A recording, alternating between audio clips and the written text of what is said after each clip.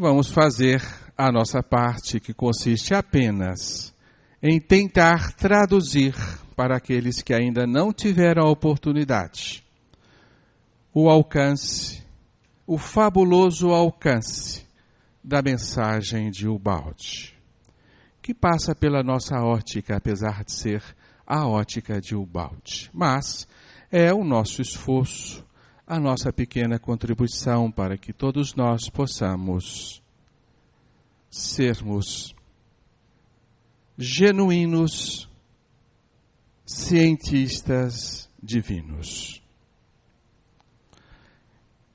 Bem, vamos arrefecer um pouco o assunto. Nós estamos falando e apresentando para vocês a cosmologia, não no seu significado estritamente científico, porque este termo, se vocês forem consultar os nossos dicionários, verão que ele admite outras acepções. Nós estamos utilizando a palavra cosmologia no seu significado antropológico e filosófico, menos necessariamente científico. Então, o nosso dicionário Aurélio define, numa das suas exceções, a cosmologia como o conjunto de representações que, operando explícita ou explicitamente, nos mais diversos aspectos da vida coletiva, forma a concepção que os membros de um grupo sociocultural têm a respeito do mundo. Concepção de mundo, cosmovisão. Então, nós vamos falar da cosmovisão moderna em relação à cosmovisão antiga, herdada da tradição judaico-cristã, que nós denominamos cosmovisão cristã, que traduz, de certa forma, o pensamento do Cristo. Então, vamos falar de visão de mundo. Eis o significado do título da nossa conversa e, mais uma vez, sinto muito, que vocês foram ludibriados, achando que, porventura, iriam encontrar aqui alguém fantasiado de cientista, falando-lhes altíssimas concepções da ciência moderna. Aqui estamos diante de um intrépido viajor.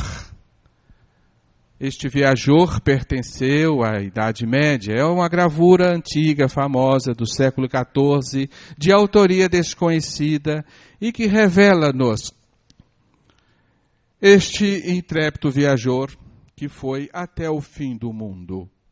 No fim do mundo, ele furou, ele ultrapassou a cúpula do firmamento, onde se firmavam os astros, os luzeiros do céu. E ele, atônito, pôde observar as esferas celestes, com as suas maravilhosas roldanas, a moverem permanentemente as esferas celestes. Traduz esta interessante imagem exatamente a concepção de mundo que o homem medieval detinha.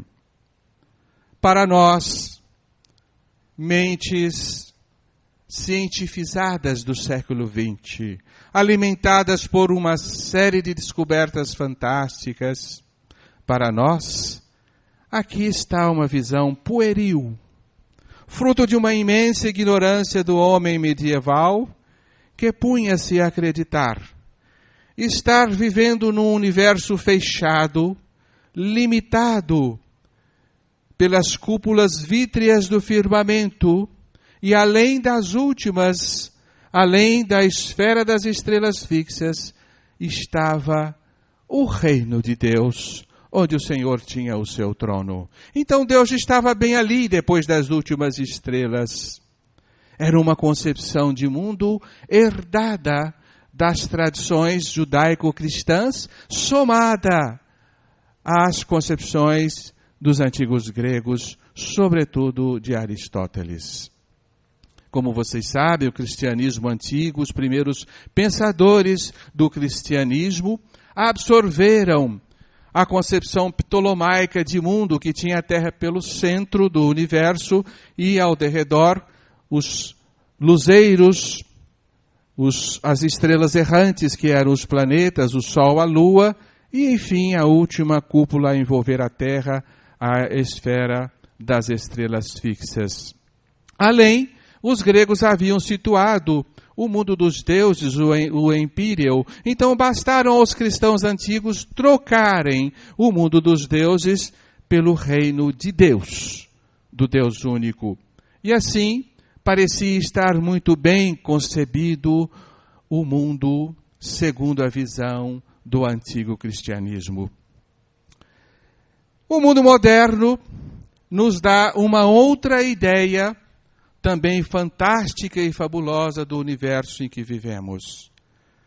A partir das descobertas do grande astrônomo norte-americano Edwin Hubble, que em 1928 fez a interessante descoberta que ele chamou de recessão das galáxias. Ele descobriu que nós vivemos num universo em expansão, porque as galáxias estão todas afastando-se de nós e uma das outras a velocidades fantásticas e surpreendentes. Estamos em meio a uma grande explosão que iniciou-se um dia, mas ainda não se deteve. O universo nasceu de uma parafunda de forças randômicas, de uma grande explosão que ficou sendo conhecida como Big Bang, uma das teorias mais famosas que o ser humano já concebeu e que até os dias de hoje não pôde ser contestada. O nosso universo nasceu da explosão, de uma condensação de toda a matéria cósmica em um único ponto de dimensão nula e densidade infinita. Uma pequenina sementinha de mostarda explodiu um dia para gerar a dimensão em que vivemos. Esta concepção aparentemente destituiu todas as outras visões de mundo que o homem havia construído ao longo da sua história. Todas as outras tornaram-se inverdades, irrisórias, ingênuas. Esta é a forma como o universo se apresenta, esta é a maneira como nós devemos entender a grande casa dentro da qual nós estamos vivendo. Fazemos aqui um pequeno resumo da visão cristã de mundo. Todos nós a aprendemos nos nossos antigos catecismos, nós a admiramos e a vemos com muito respeito, mas, infelizmente, nós adotamos uma postura até certo ponto hipócrita no mundo moderno, porque aos domingos nós acreditamos nesta realidade, quando estamos dentro dos nossos templos de pedra cristãos, eminentemente ou fundamentalmente cristãos. Ali nós acreditamos que, de fato, o mundo está desenhado desta forma, mas ao sairmos afora, nós assumimos verdadeiramente a nossa mentalidade científica de homem do século XX e deixamos esta babuzice presa nos templos de pedra, cerceada pelo silêncio dos séculos, amofinada pelo bolor do tempo, como verdades esquecidas que nós às vezes as retemos no coração com respeito, mas em absoluto não podemos mais crer nessas já superadas formas de se compreender o universo. Deus criou o céu e a terra. Pai nosso que estás no céu, venha a nós o teu reino. A concepção de mundo cristã adotou o pressuposto de que o universo, como um todo, a criação no seu todo, está dividida em dois principais domínios. Então, a visão cristã de mundo nos trouxe a ideia de um universo fendido, de uma criação dividida em duas realidades absolutamente distintas, absolutamente diferentes. O céu é a morada do divino, onde residem os santos e os anjos. A terra é onde vivem e nascem os homens, filhos do pecado original. Onde nós estamos, o mundo físico, o mundo terreno, o mundo de matéria, o mundo onde há dor, há ranger de dentes, há lágrimas. Então esta é a concepção clássica do cristianismo, que nos ensinou que o homem desceu do céu, ou melhor, o homem caiu do céu através do pecado adâmico. Então nós, como os descendentes deste mitológico e primeiro casal, vivemos uma realidade distanciada do reino divino. Aqui nós nascemos e morremos em vidas absolutamente isoladas, assim se pressupôs, mas temos a oportunidade, através da redenção crística, de ascendermos ao céu e retornarmos ao nosso plano de origem. Ou, infelizmente, por desventura, nós podemos mergulhar num plano subterrâneo, que seria o inferno eterno. No século VI da era cristã, a teologia medieval viu-se diante de um problema muito grave. O que fazer com as crianças que morriam antes de receberem o batismo, com silvícolas muito distantes, que não tinham oportunidade de serem catequizados? O que fazer com estas almas que morrem, mas verdadeiramente não merecem o inferno?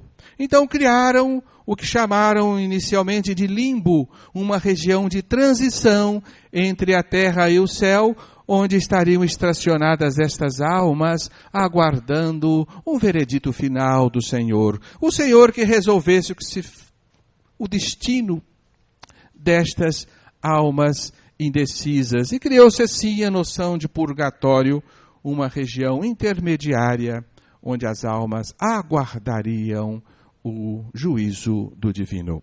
Esta, então, é a famosa concepção de mundo que fundamentou a civilização cristã ao longo de quase 2000 anos, ao longo de 20 séculos, ou precisamente ao longo de 16 ou 17 séculos. Era até perigoso nós não acreditarmos nesta cosmovisão, neste modelo de vida. Era uma heresia negá-la e nós poderíamos ser condenados à morte, como foi o caso de Giordano Bruno, que resolveu contrariar este modelo ao apontar para as estrelas e referir-se a elas como outros sóis, em torno dos quais haveriam outros mundos como a Terra. E dizia ele, o universo é infinito, Deus coincide com a infinitude do universo. E por essas elegantes teorias, em fevereiro do ano de 1600, na Praça das Flores, a população romana acorreu para ver queimar na fogueira o primeiro Marte da ciência. Volta. Ah não, perdão, é aquela mesmo. Vamos lá. Bem, mas com o iluminismo que nasce no século XVII e com o surgimento do pensamento científico, baseado então no grande refrão de Immanuel Kant, ousar interrogar, porque até então era proibido interrogar. Nasce o pensamento racional científico, e com o pensamento racional e com os descobrimentos dos astrônomos, sobretudo da primitiva luneta de Galileu, descobre-se que realmente o modelo cristão de mundo era uma falácia. Não haviam as esferas ao redor do mundo. O mundo já não era mais o centro do universo. Romperam-se as esferas vítreas, românticas, que sustentavam os luzeiros do céu e dividiam o céu da terra. O universo abriu as suas comportas para o infinito e tornou-se uma realidade inalcançável pela mente humana, subordinado às leis de Newton e à compreensão da ciência humana. A visão cristã de mundo foi completamente destituída. Logo, a partir dos estudos do jovem Darwin, em 1859, surge uma das grandes ideias que vai carrear todo o pensamento humano ao longo do século XX, a evolução. Não há mais dois planos na criação. Não existem mais, vocês já não podem ver certamente ao longe, mas aqui tem um esboço do que era o céu, e aqui deveria ter, não dá para ver, né? Aí você está vendo, um esboço do que era o plano terreno. Desaparecem os dois domínios da criação. A criação agora torna-se uma unidimensionalidade, dominada pela evolução. Existe apenas a evolução. A evolução biológica foi estendida à física e à cosmologia, e o homem então teve o pressuposto de conceber a evolução como o Criador do universo. Nada mais do que isto. Tudo é fruto da evolução, a evolução da matéria, a evolução do universo, a evolução da vida. A evolução cria, a evolução resolve intricados problemas, a evolução promove mutações inteligentes e interessantíssimas, mas somos filhos da evolução e nada mais. Uma evolução, então, que necessariamente não tem um início e também não tem um fim. Este era o universo que dominou o século XIX até a primeira, segunda década do século XX. Este universo não necessitava mais de um Criador. Ele tinha uma existência eterna. Ele vem evoluindo desde toda a eternidade e continuará a sua interminável evolução. Somou-se a evolução ao mais frio materialismo, porque já não havia mais necessidade de uma paternidade para a alma humana, porque já não existem mais almas humanas habitando os nossos corações. Pobre homem que herdou esse cientificismo frio, que nos deu muito conforto, é verdade, não negamos a surpreendente tecnologia a serviço do espírito em evolução, mas este pensamento científico enrijeceu os nossos corações, porque assassinou em nós a crença em Deus, a crença na sobrevivência da alma, destituiu-nos da visão cristã de mundo e nós passamos a acreditar apenas na evolução. Mas, graças aos céus, recebemos um consolo, a fim de que pudéssemos enfrentar a aridez do século XX, a aridez conceptual e filosófica do materialismo, para que nós tivéssemos algum consolo em nossos corações. Nós aprendemos a visão evolucionista, espiritualista da vida. Então nós entendemos que não há um espírito imortal conduzindo a vida. Há um ser sobrevivente à morte que antecede o nascimento. Então, a evolução darwiniana, a evolução fragmentada dos corpos, nós compreendemos que ela é nada mais do que um fenômeno sendo conduzido pelo psiquismo espiritual, pelo princípio inteligente, pelo espírito, pela alma. Há um ser imortal construindo corpos e mais corpos ao longo da evolução.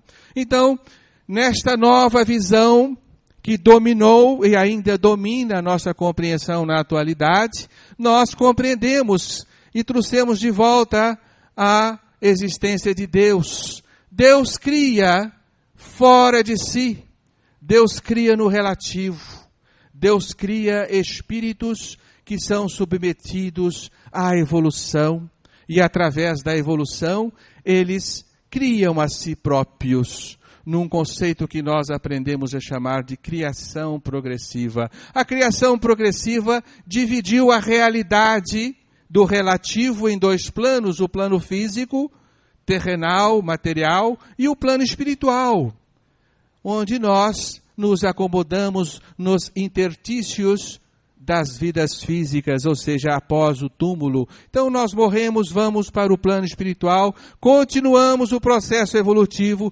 retornamos ao plano físico, neste aprendizado incessante. Esta visão evolucionista que nós não estamos destituindo, como disse, nos trouxe fabuloso consolo.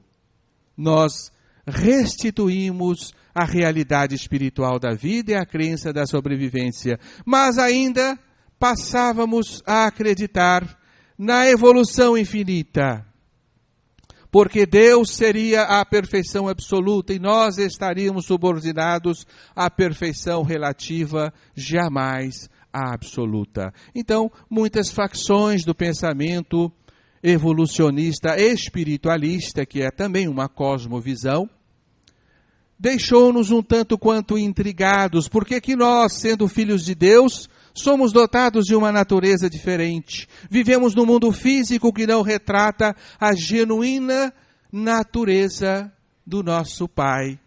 Nós somos evolutivos, possuímos corpos transitórios, estamos subordinados ao mal, ao egoísmo, à dor e a trafegarmos durante toda a eternidade por um caminho sem fim.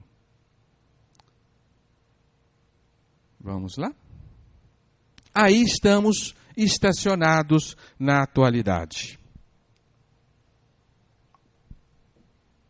Mas enquanto nós nos deliciávamos com as notícias do além, enquanto nós debulhávamos livros e mais livros que nos convenciam da realidade do espírito, da evolução das almas, a ciência seguia o seu caminho, orientada pela história, e a história está subordinada à vontade de Deus. Então o homem fez descobertas muito interessantes no século XX.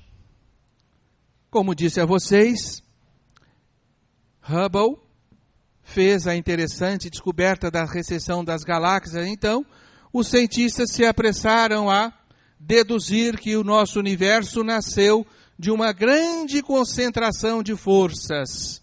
Forças partiram de uma outra realidade ignorada por nós, mas, sem dúvida nenhuma, passamos a divisar uma outra realidade além do nosso universo. Essas forças se condensaram e explodiram, dando origem à grande explosão na qual nós ainda estamos vivenciando.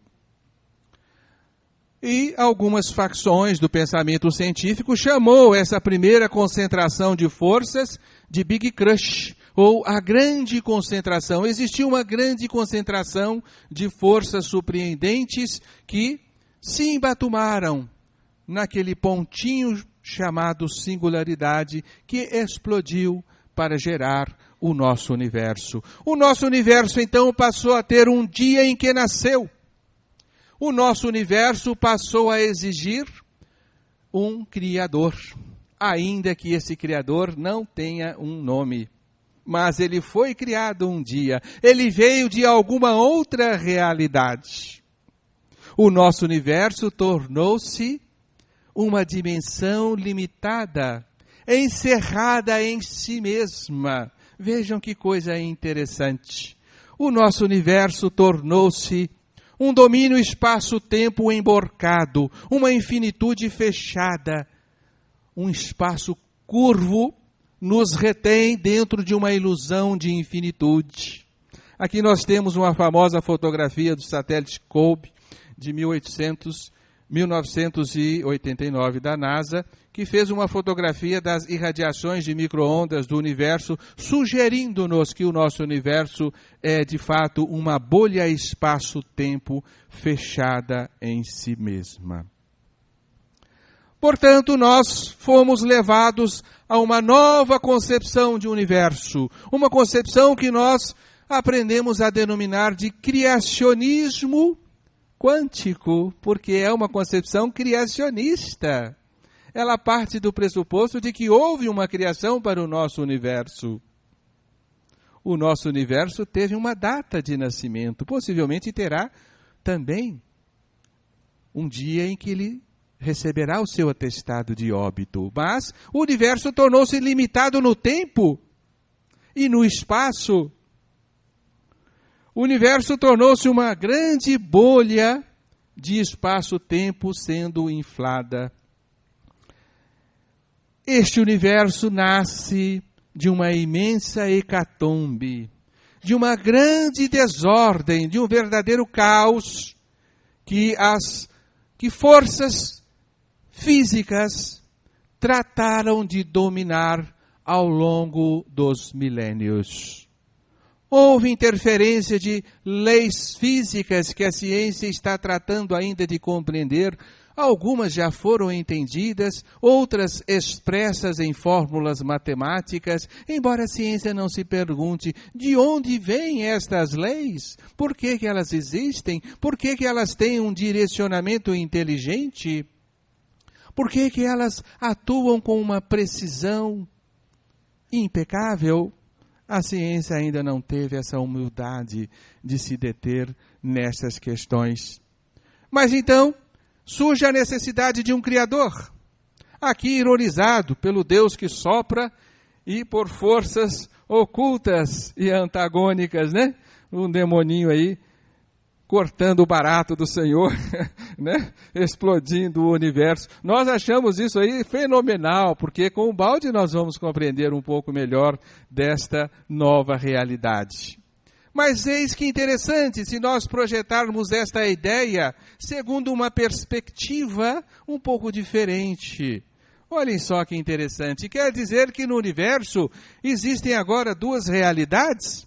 Existe a realidade do Big Bang, o domínio espaço-tempo no qual nós estamos inseridos, o domínio físico, o relativo, e existe um entorno do universo que nós não entendemos como, mas o nosso universo está dentro de um outro domínio.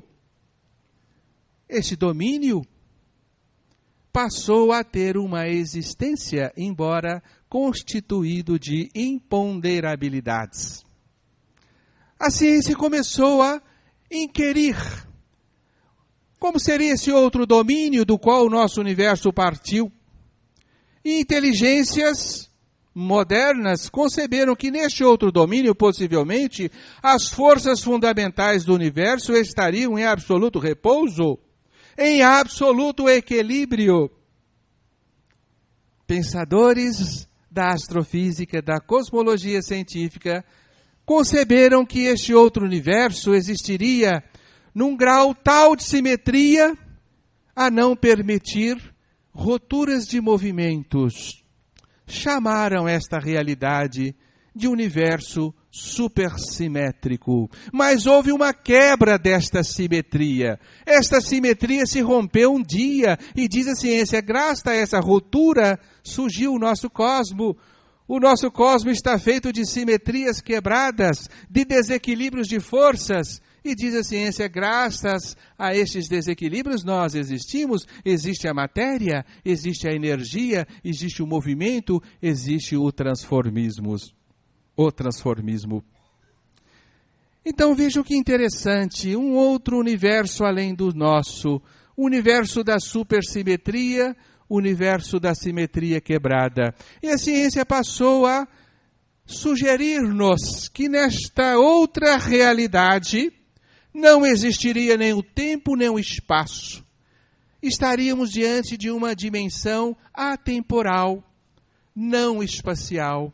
Alguns chamaram isto de não localidade. Aí não há uma localidade. Não é possível localizar objetos segundo as nossas medidas espaciais euclidianas. E a nossa mente embodocou. Imaginaram um espaço que não é espaço, um tempo que não tem tempo, e um lugar que não é um lugar. É algo inconcebível pela nossa razão. Mas a ciência começou a alertar-nos pela existência desta estranha região.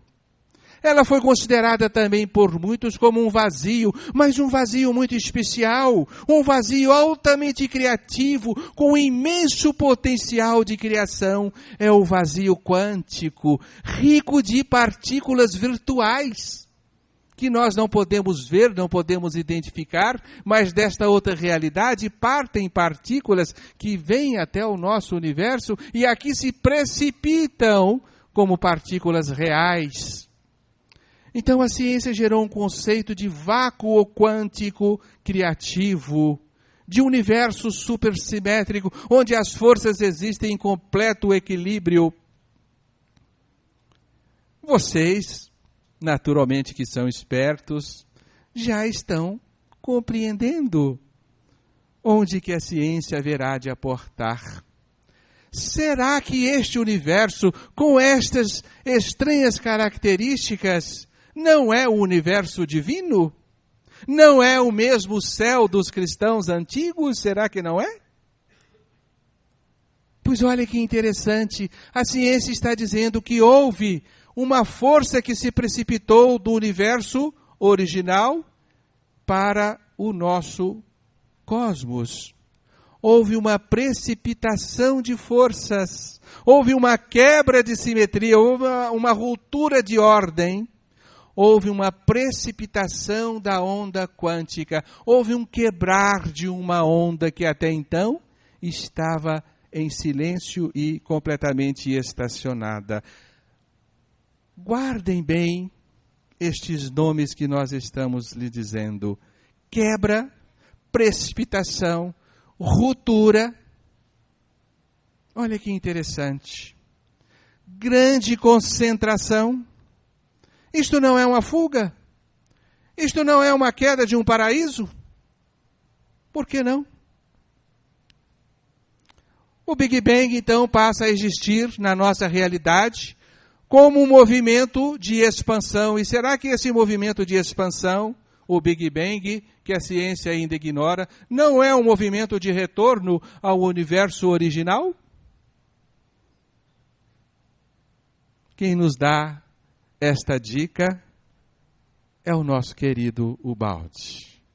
É ele que nos proporciona esta compreensão, porque Ubaldi nos diz, e nós não vamos entrar em detalhes porque o assunto é tão complexo, mas Ubaldi nos diz que nós fomos criados em outra dimensão, fora do tempo e do espaço, como consciências filhas de uma consciência maior. Fomos criados como partículas divinas, possuídas de toda a potencialidade, porque éramos deuses também.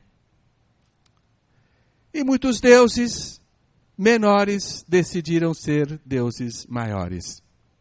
Tínhamos a opção de concordar com o favorecimento do amor, ou optar pelo amor a nós mesmos.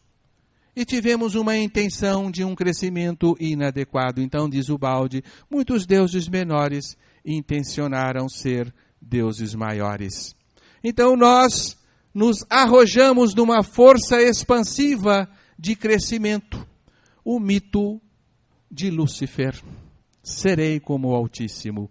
Então, muitos espíritos quiseram ultrapassar os limites, mas havia uma lei que nós desconhecíamos. Este era o fruto proibido.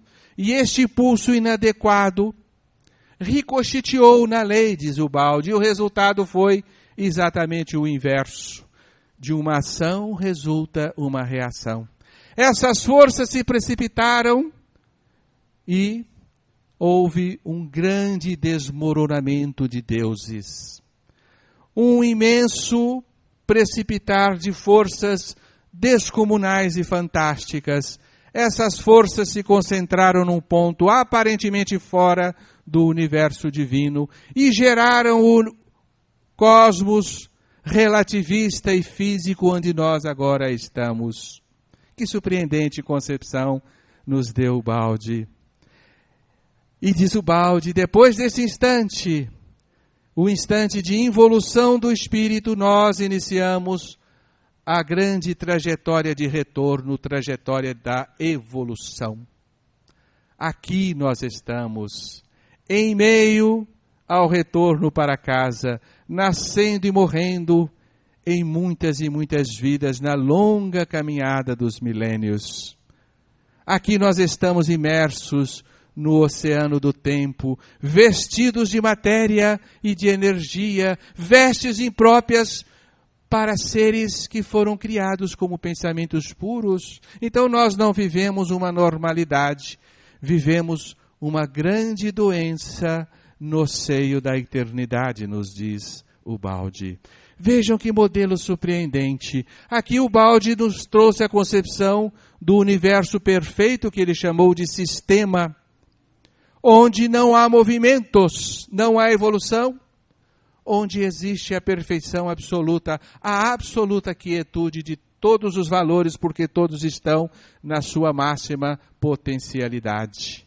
E o nosso universo é o universo às avessas, o antissistema, que nasceu de um imenso caos, e aqui que alento para nós. Que bom aprendermos que Deus não cria a partir do caos. O caos não pode ser filho do amor. O amor gera apenas ordem. O caos é filho da revolta. O nosso universo, infelizmente, meus queridos, é produto nosso mesmo. Nós criamos a matéria, nós geramos o fluxo do tempo, nós sustentamos esta exótica realidade na qual estamos imersos, que o hinduísmo chamou de grande Maya, grande ilusão. Embora aos nossos olhos e aos nossos sentidos seja tão palpável, seja tão concreto. Mas aproveitando, que eu entrei por aí, é a própria ciência que está tratando de destituir a realidade física, porque hoje a matéria é feita de partículas que não existem, são processos, são eventos. Não tem peso, não tem medida, são completamente imponderáveis. Não é essa a realidade que a física quântica dos nossos dias está nos antepondo? David Bohr, um grande cientista quântico, certa feita afirmou, que nós achamos muito interessante, espero que a minha esposa não esteja ouvindo, Ele disse assim, que havia descoberto que a sua esposa nada mais era do que um conjunto de equações infinitesimais, que não era nada, não tinha nada. A sua esposa era apenas isso, um conjunto de equações infinitesimais. Mas ele era muito esperto para não proferir esta opinião na sua casa. Então, eis desvendado para nós grandes mistérios que percorreram a história do homem. Vejam bem, o universo que o Baldi chamou o sistema não é o universo da supersimetria da física moderna, não é o vazio quântico altamente criativo, onde as forças fundamentais estão em completo equilíbrio e repouso. Não será o mesmo? Claro que sim. Mas, além do mais, será que esse daqui não é o velho céu dos cristãos? Será que nós não estamos vendo aqui o modelo que o Cristo nos deixou? Será que a ciência, junto com o Baldi, não está restituindo para nós um dos maiores modelos de criação que o homem, sobretudo o ocidental, herdou e não se deu conta? Aqui não está o Big Crush e o Big Bang? Claro que sim. A grande concentração das forças e a grande explosão? Claro que sim, está aqui. Aqui não está a concepção medieval de mundo? Claro que sim. Aqui está o céu. Aqui é a representação de Adão e Eva que caiu. Aqui é a terra, onde nós nascemos, morremos, sofremos e ganhamos o pão com o suor dos nossos rostos. Não é isso que diz a tradição hebraica absorvida pelo cristianismo? Será então que as filosofias evolucionistas não se encaixam nesse modelo?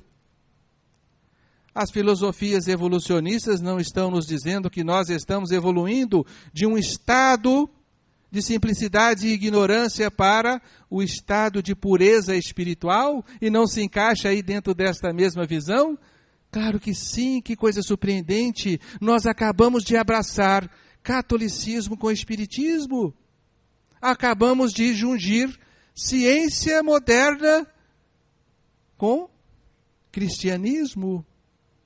Que coisa surpreendente nos favoreceu o Baldi. Esta é uma verdadeira síntese do pensamento humano, um verdadeiro sincretismo, porque nós, então, nos abraçamos a todas as realidades e não podemos dizer mais a visão cristã antiga era pueril, inútil, nada servia. Não, ela está aí. Ela está sendo restituída, está renascendo aos nossos olhos. E nós podemos poeticamente dizermos assim, além das estrelas, está o reino de Deus. Lá Deus tem o seu trono, além das estrelas do universo físico. Compreendendo que na realidade este além não é um além espacial, é um além dimensional, é um além vibratório, é um além que na verdade está tão perto de nós que nós não nos apercebemos, porque este além está no nosso coração. Portanto, a alegoria cristã estava correta. E nós, humildemente, nos dias modernos que vivemos, temos que abaixar as frontes e admitirmos que bela visão de mundo o Cristo nos trouxe.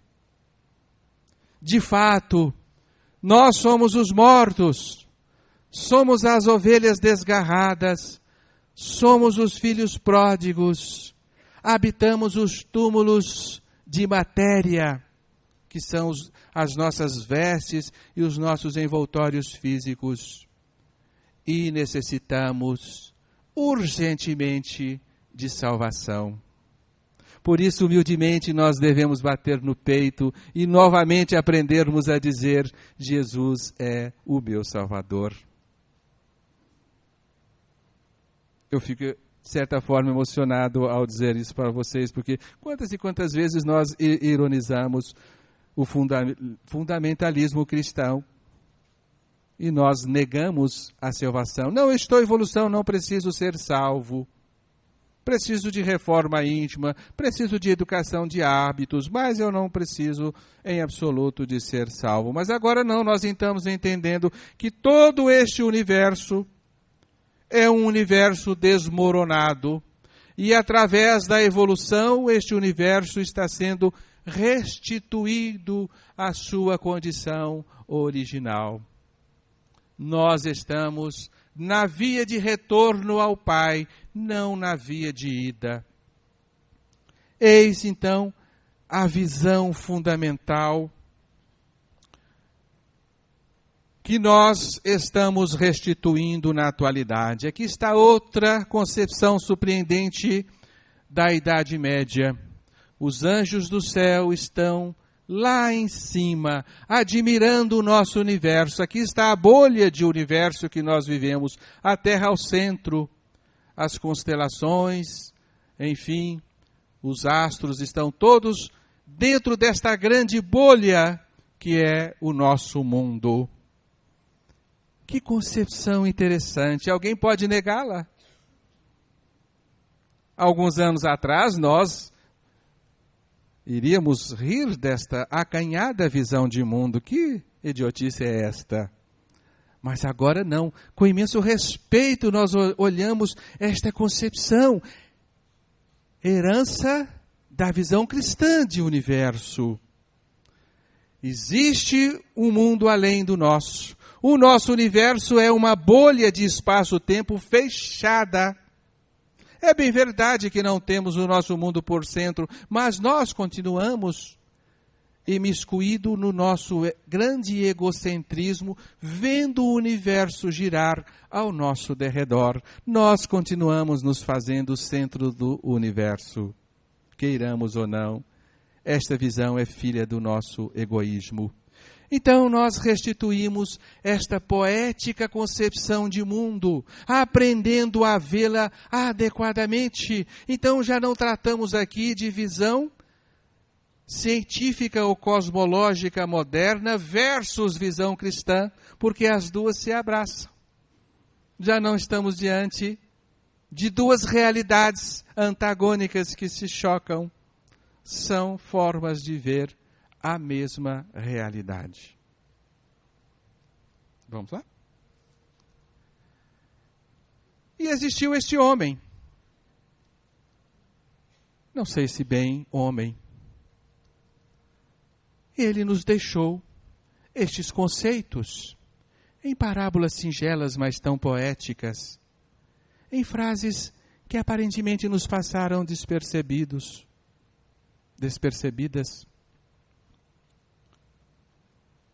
Dizia ele: ninguém sobe aos céus sem que de lá tenha descido. Eu vi Lúcifer quando caiu do céu como um raio.